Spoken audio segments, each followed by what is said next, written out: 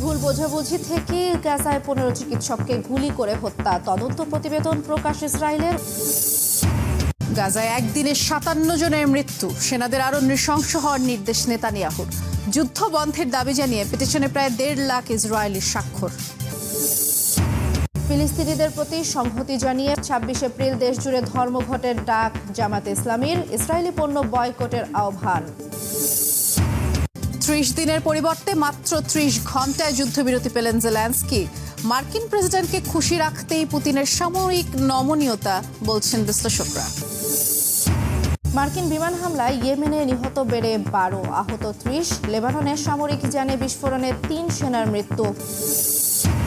Trump বিরোধী বিক্ষোভে আবার উত্তাল যুক্তরাষ্ট্র, দেশজুড়ে অন্তত 400 জায়গায় কর্মসূচি, প্রেসিডেন্টকে হিটলার ও স্টালিনের সাথে তুলনা।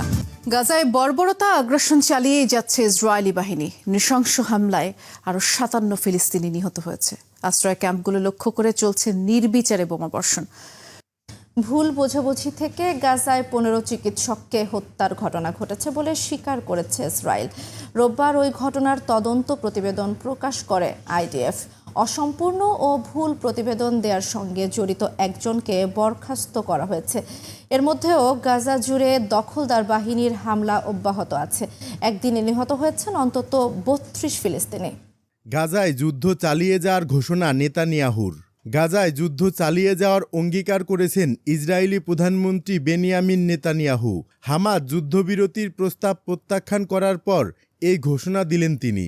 রোববার এক প্রতিবেদনে ইউএস সংবাদ মাধ্যম সিএনএন নিউজ এ তথ্য জানায়। প্রতিবেদনে বলা হয়, ইসরায়েলি সামরিক বাহিনীকে গাজায় হামলা জোরদারেরও নির্দেশ দিয়েছেন নেতানিয়াহু। শনিবার স্থানীয় সময় রাতে এক ভাষণে নেতানিয়াহু বলেছেন, যুদ্ধের জন্য যখন চরম মূল্য দিতে হচ্ছে, তখন ইসরায়েলের জয় না হওয়া পর্যন্ত আমাদের অস্তিত্ব রক্ষার জন্য লড়াই চালিয়ে যাওয়া ছাড়া আর কোনো উপায় নেই।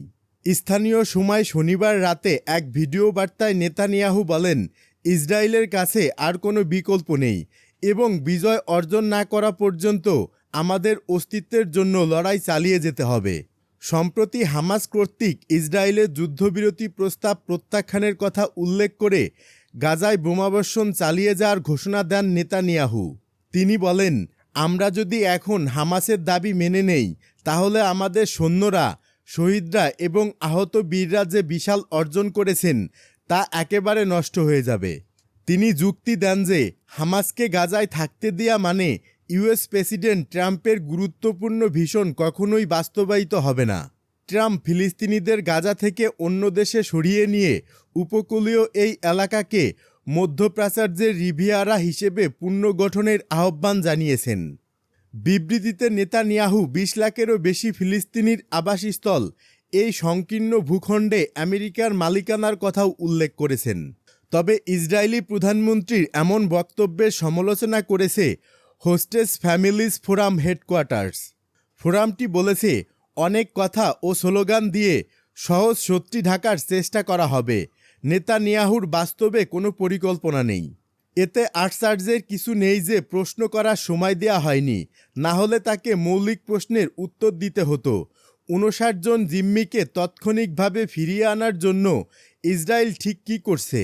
মনে হয় না এই প্রশ্নের উত্তর প্রেসিডেন্টের কাছে রয়েছে, কারণ মানুষ মারা ছাড়া ইসরায়েল আর কিছুই দেখে না। এদিকে গাজা উপত্যকায় ইসরায়েলের বিমান হামলায় গত শুক্রবার স্থানীয় সময় ভোর থেকে রাত পর্যন্ত নিহত হয়েছেন অন্তত 64 জন। সেই সাথে আহত হয়েছেন আরও ব্যাপক সংখ্যক ফিলিস্তিনি। হামলায় হতাহত ফিলিস্তিনিদের মধ্যে বেশিরভাগই নারী ও শিশু। বর্তমানে গাজার দক্ষিণ অঞ্চলীয় শহর রাফার কাছে শৈবর ও তেল আস সুলতান এলাকায় ঘাঁটি গেড়েছে আইডিএফ।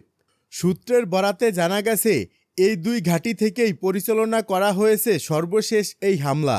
জাতিসংঘের শরণার্থী বিষয়ক সংস্থা ইউএনআরডব্লিউ এর তথ্য অনুযায়ী গত এক মাসে নতুন করে বাস্তুচ্যুত হয়েছে 4,20,000 ফিলিস্তিনি।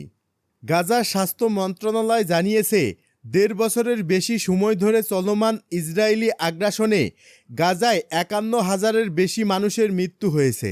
গাজার সরকারি মিডিয়া অফিস বলছে, ইসরায়েলি এই সংখ্যা ৬১,৭০০, তবে প্রকৃত সংখ্যা আরও বেশি হতে পারে, কারণ ধ্বংসস্তূপের নিচে চাপা পড়ে আছে আরও অনেকে।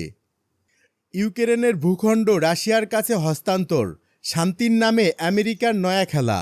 ইউক্রেন বিষয়ে মার্কিন প্রধান আলোচকের চূড়ান্ত পরিকল্পনার মধ্যে রয়েছে রাশিয়ার কাছে বিশাল অঞ্চল হস্তান্তর করা এবং কিয়েভকে নিরাপত্তার নিশ্চয়তা না দেয়া। কিন্তু এমন একটি পরিকল্পনা ইউক্রেনের পক্ষে হজম করা খুবই কঠিন।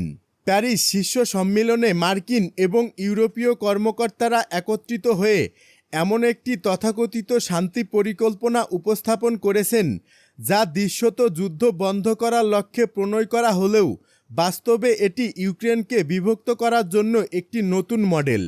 এই পরিকল্পনার অধীনে বর্তমানে রাশিয়ার নিয়ন্ত্রণাধীন সমস্ত এলাকাকে রাশিয়ার অংশ হিসেবে স্বীকৃতি দেওয়া হবে এবং সেগুলোকে মস্কোর কাছে হস্তান্তর করা হবে। এর পাশাপাশি রাশিয়ার বিরুদ্ধে পশ্চিমা নিষেধাজ্ঞাগুলো শিথিল করা হবে। আর সবচেয়ে গুরুত্বপূর্ণ বিষয় হলো ইউক্রেনকে ন্যাটো সদস্য করার প্রক্রিয়া বাতিল করা হবে। বার্তা সংস্থা ইরনার বরাত দিয়ে প্যারিস টুডে বলেছে, ওয়াশিংটন পোস্টে লিখেছে, মার্কিন পরিকল্পনা মেনে নেওয়াটা ইউক্রেনের প্রেসিডেন্ট জেলেনস্কির পক্ষে মেনে নেওয়া অন্তত কঠিন হবে, কারণ এতে সম্ভবত মার্কিন যুক্তরাষ্ট্রের পক্ষ থেকে সাহায্য এবং নিরাপত্তার নিশ্চয়তা অন্তর্ভুক্ত থাকবে না। এ কারণে ভবিষ্যতে ইউক্রেনকে কেবল ইউরোপীয় ইউনিয়নের সাহায্যের জন্য অপেক্ষা করতে হবে। এই পরিকল্পনার অধীনে বর্তমানে রাশিয়ার নিয়ন্ত্রণাধীন সমস্ত এলাকাকে রাশিয়ার অংশ হিসেবে স্বীকৃতি দেওয়া হবে এবং সেগুলোকে মস্কোর কাছে হস্তান্তর করা হবে। এর পাশাপাশি রাশিয়ার বিরুদ্ধে পশ্চিমা নিষেধাজ্ঞাগুলো শিথিল করা হবে। আর সবচেয়ে গুরুত্বপূর্ণ বিষয় হলো ইউক্রেনকে ন্যাটোর সদস্য করার প্রক্রিয়া বাতিল করা হবে। এই পরিকল্পনাটি নিয়ে এখনও ইউক্রেনের সরকারের কাছে আলোচনাই করা হয়নি। এর মানে হলো ইউক্রেনের ভাগ্য ইউক্রেনের সম্মতি ছাড়াই নির্ধারিত হতে চলেছে। তবে রাশিয়া ও ইউক্রেনের মধ্যে শান্তি চুক্তিতে পৌঁছানোর স্পষ্ট ইঙ্গিত দেখা না গেলে যুক্তরাষ্ট্র কয়েকদিনের মধ্যেই দুই দেশের মধ্যে যুদ্ধবিরতি মধ্যস্থতা থেকে সরে দাঁড়াবে। শুক্রবার ফ্রান্সের প্যারিসে যুক্তরাষ্ট্রের পররাষ্ট্রমন্ত্রী মার্কো রুবিও এ ঘোষণা দিয়েছেন। এর আগে সেখানে ইউরোপীয় ও ইউক্রেনীয় কর্মকর্তাদের সঙ্গে বৈঠক করেন তিনি। ইয়েমেনে মার্কিন বাহিনীর ফের মুহুর্মুহুর হামলা, নিহত 12। ইয়েমেনের রাজধানী সানায় ফের ব্যাপক বিমান হামলা চালিয়েছে মার্কিন বাহিনী। সোমবার সকালে ইরান সমর্থিত বিদ্রোহী গোষ্ঠী হুতির স্বাস্থ্য মন্ত্রণালয় জানিয়েছে, হামলায় অন্তত 12 জন নিহত হয়েছে। আহত হয়েছে আরও 30 জন। খবর আরব নিউজ ও আল জাজিরা।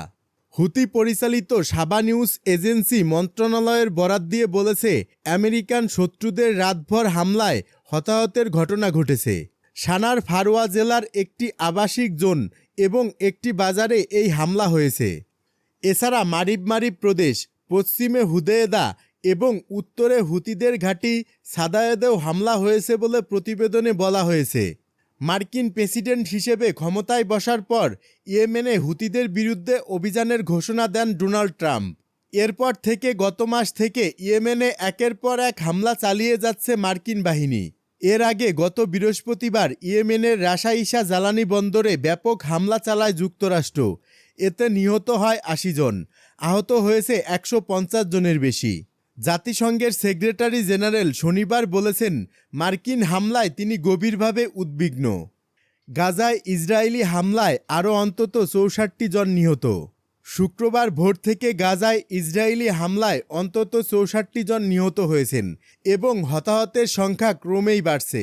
জাতিসংঘের বিশ্ব খাদ্য কর্মসূচি জরুরি সতর্কতা দিয়ে বলেছে, গাজায় এখনই খাবার প্রয়োজন, কারণ লক্ষাধিক মানুষ অনাহারের ঝুঁকিতে রয়েছে।